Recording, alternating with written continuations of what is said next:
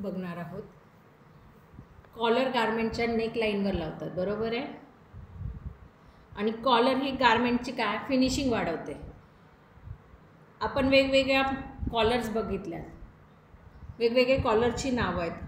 Collar ही 2 पीसची cut करून मध्ये canvas लावून, कॅनव्हासला फ्युजिंग पण म्हणतात, कॅनव्हास लावून तिची फिनिशिंग केली जाते.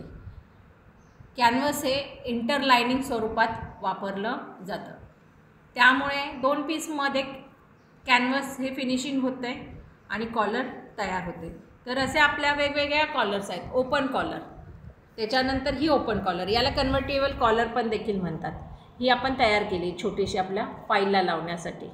ओपन कॉलर ही कुठे कुठे यूज केली जाते, तर लहान मुलांच्या युनिफॉर्ममध्ये किंवा बाबा सूटमध्ये यूज केली जाते. नंतर पीटर पॅन कॉलर ही एका साईडने छोटी आणि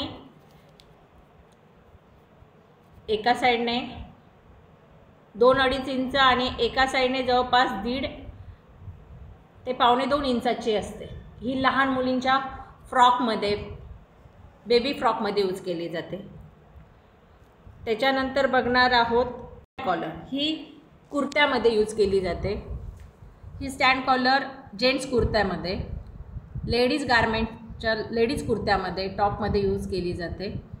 यात आपण कॅनव्हासचा यूज करून लावलेला आहे. सर्वांना मोस्टली कॉलर स्टिफ राहण्यासाठी कॅनव्हासचा यूज केला जातो. त्याच्यानंतर आहे सेलर कॉलर. सेलर कॉलर आपण 2 प्रकारच्या केल्या आहेत.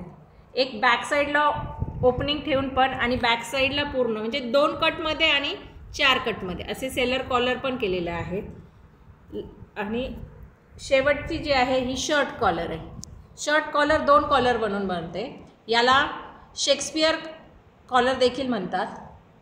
ओपन कॉलर आणि स्टँड कॉलरचं मिक्सिंग बनून ही कॉलर बनते, दोघांचेही एकमेकांना जोडून. आणि ही एक आहे ही शॉल कॉलर.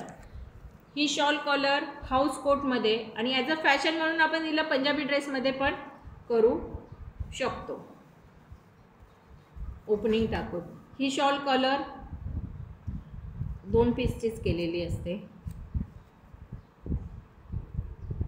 अशा प्रकाराने